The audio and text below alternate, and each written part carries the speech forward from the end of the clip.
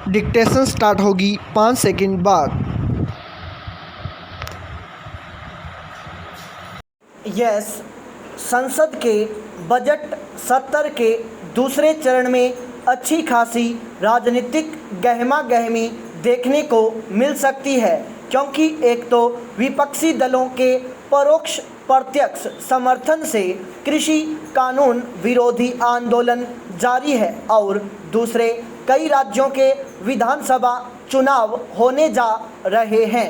इसके चलते संसद में हंगामा होने के आसार हैं। हंगामे से हर्ज नहीं, लेकिन वह संसद के कामकाज में बाधक नहीं बनना चाहिए। विपक्ष अपने सवालों के जवाब तभी हासिल कर सकता है जब वह सदन चलने दे।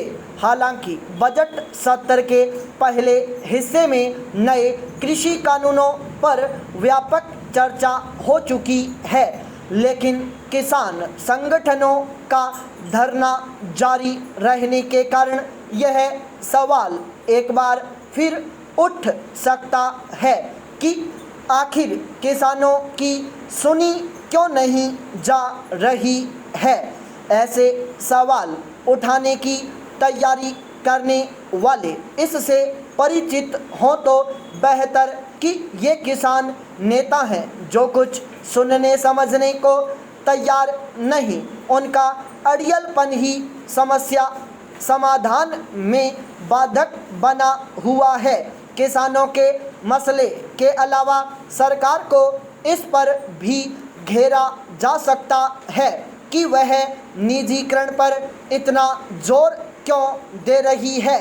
ऐसे सवाल उस समाजवादी चिंतन की उपज है जिसके तहत यह माना जाता है कि सब कुछ सरकार को करना चाहिए और यहाँ तक कि उद्योग धंधे भी उसे ही चलाने चाहिए।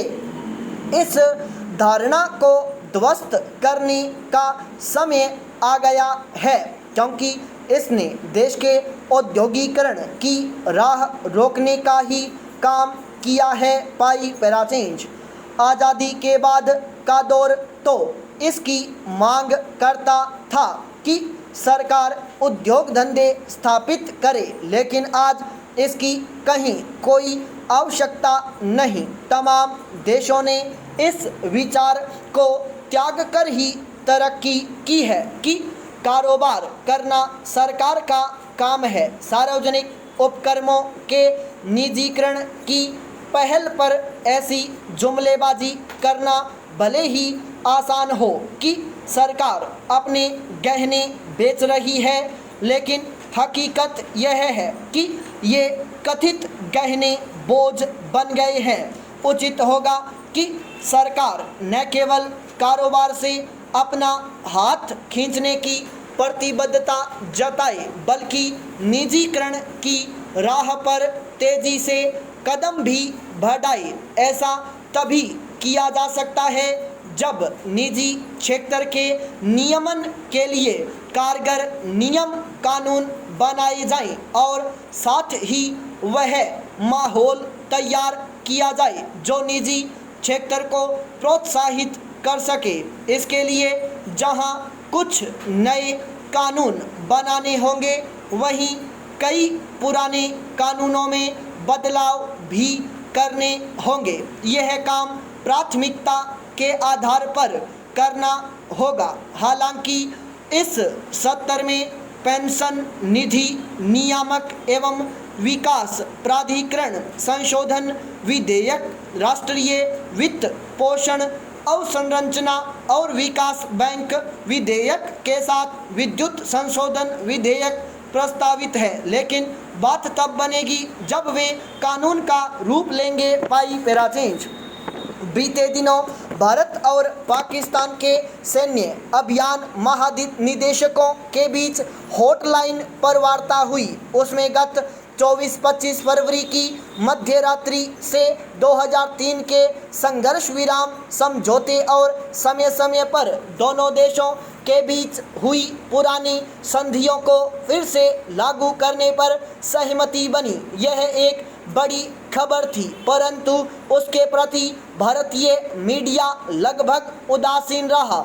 आखिर इसका कारण क्या है? यह घटनाक्रम बहुत हैरान करने वाला है, क्योंकि 2016 से 2019 के बीच पाकिस्तान प्रायोजित पठानकोट, उड़ी, पुलवामा आतंकी हमले और उसके बाद भारत द्वारा पाकिस्तान पर सफल सर्जिकल एयर स्ट्राइक के बाद से दोनों देशों के संबंध गर्त में थे। यहाँ तक कि युद्ध की नौबत तक आ चुकी थी। बकौल पाकिस्तानी सेना, भारतीय सैनिकों ने 2020 में 3000 से अधिक बार सीमा पर गोलीबारी की। फिर अचानक ऐसा क्या हुआ कि पाकिस्तान शांति की बात करने लगा? इसके कई कारण दिखाई पड़ते हैं, उनकी बारी बारी से पड़ताल की जानी चाहिए।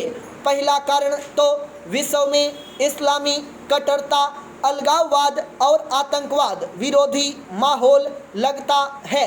फ्रांसीसी संसद द्वारा पारित विधेयक इसका उदाहरण है। स्वयं को गैर अरबी वैश्विक मुस्लिम समाज का अगुवा मानने वाला पाकिस्तान जन्म के से जिहाद और इस्लामी कट्टरवाद का एक केंद्र बना हुआ है। इसी कारण वह फाइनेंशियल एक्शन टास्क फोर्स यानी FATF की ग्रे सूची में कायम है। दूसरा कारण पाकिस्तान की खस्ताहाल आर्थिक स्थिति लगती है।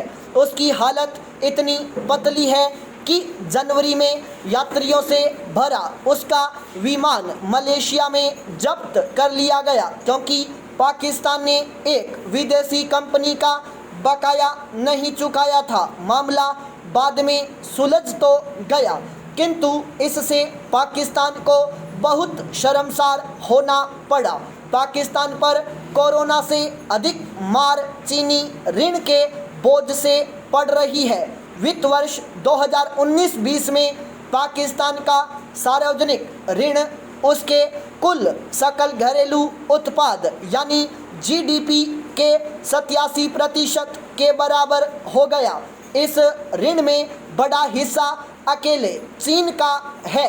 पाकिस्तान की स्थिति इतनी दयनीय हो गई है कि उसे अपना पिछला ऋण उतारने के लिए नया ऋण लेना पड़ रहा है।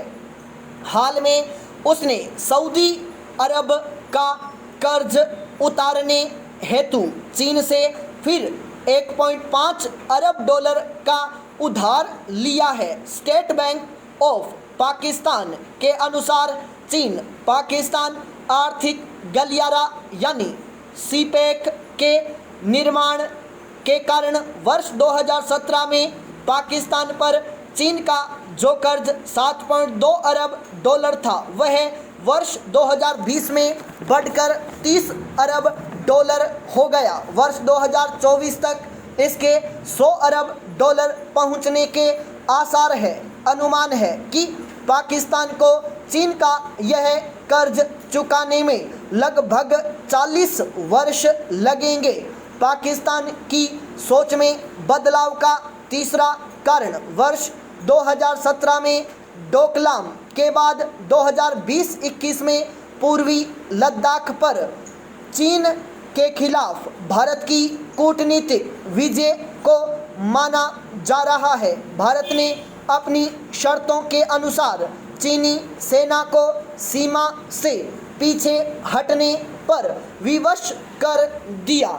इस दौरान चीनी सेना इतनी जल्दी में थी कि उसने पैंगोंग त्सो के दक्षिण तट से अपने 200 से अधिक युद्धक तोप टैंक एक ही दिन में पीछे हटा लिए। यह इसलिए संभव हुआ क्योंकि मौजूदा भारतीय नेतृत्व से चीन को दो टूक संदेश मिला कि 1962 की तुलना में भारत अपनी सीमा एकता और अखंडता की रक्षा हेतु कहीं अधिक तत्पर और स्वतंत्र है। इसका प्रमाण चीनी सत्ता अधिष्ठान को गलवान घाटी में सैन्य झड़प के बाद ही मिल गया था, जब भारतीय सैनिकों ने कैलाश पर्वत श्रृंखला के उस क्षेत्र को फिर से अपने अधिकार में ले लिया जो 1962 के युद्ध से पहले भारत के अधीन था। स्टॉप।